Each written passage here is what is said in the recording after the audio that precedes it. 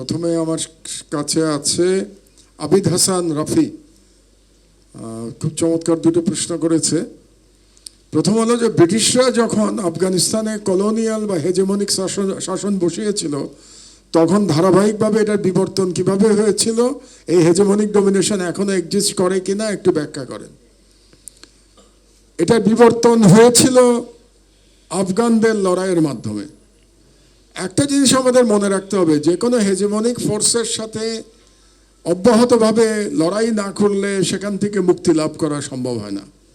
এবং আফগানরা লড়াই করার পরেও তাদের দীর্ঘদিন সময় লেগেছিল এখান থেকে মুক্তি পাওয়ার জন্য। প্রথমবার তো আফগানরা জিতে গেছিল, ব্রিটিশরা হেরে গেল, কিন্তু এরপরেও 1875 সালের দিকে যখন দ্বিতীয়বার এটা ব্রিটিশদের অধিকারে আসলো, তারপরে তাদের প্রায় 40 বছর লেগেছিল এখান থেকে মুক্তি পেতে। তাহলে 40 বছর লড়াই করতে হয়েছে। এক।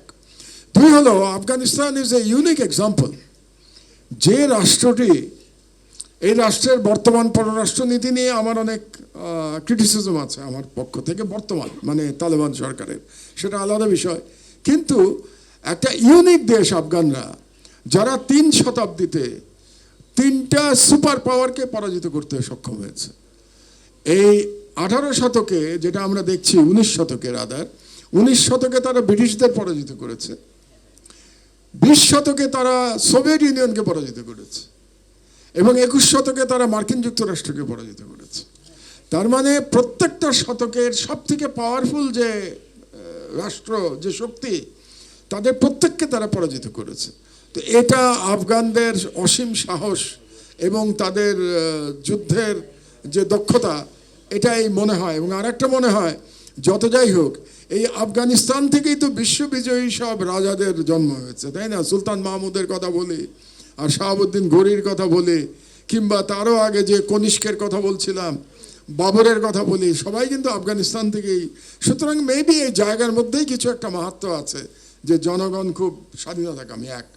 দ্বিতীয় প্রশ্ন ইজ মোর টেকনিক্যাল, কিন্তু ভালো প্রশ্ন।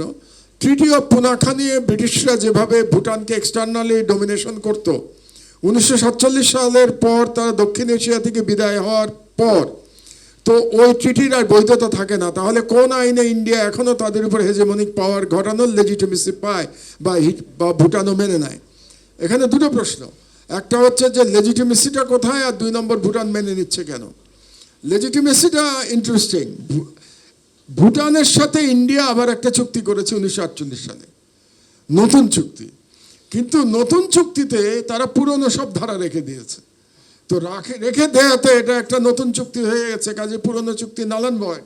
কাজে লিগালি এখানে কোনো সমস্যা নাই, যেহেতু এটা একটা নতুন চুক্তি বিটুইন 2 ডিফারেন্ট স্টেট। দ্বিতীয়টা গুরুত্বপূর্ণ বেশি, যে ভুটান কেন মেনে নেয়, এটা একটা ইন্টারেস্টিং প্রশ্ন। এটার জবাব ভুটানিরা ভালো দিতে পারবে। তবে এখন একটু পরিবর্তন তাদের শুরু হয়েছে। তারা চেষ্টা করছে চীনের সাথে সম্পর্ক বৃদ্ধি করবার জন্য। মেনে নেওয়ার একটা কারণ থাকে যে কোনো দুর্বল দেশের, যে যদি বড় রাষ্ট্রকে তার মোকাবেলা করার সামর্থ্য না থাকে তাহলে মেনে নেওয়া ছাড়া কোনো উপায় থাকে না।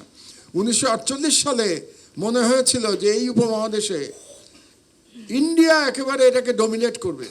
তো এই যে ইন্ডিয়া ডমিনেট করবে, এই ভীতি থেকে সম্ভবত ভুটান তখন মেনে নিয়েছিল। কিন্তু ইন্ডিয়া আসলে সেইভাবে ডমিনেট করতে পারে নাই। কেন পারে নাই, এটাই আমার বিষয় আগামী ক্লাসের জন্যে, যেখানে আমি ব্যাখ্যা করব ইন্ডিয়া পারলো না কেন। এই ব্যাখ্যাটা আগামী ক্লাসে আমরা আলোচনা করব। তো এখন ভুটান বুঝতে পারছে যে ইন্ডিয়াকে এতটা ভয় পাওয়ার কোনো কারণ নাই।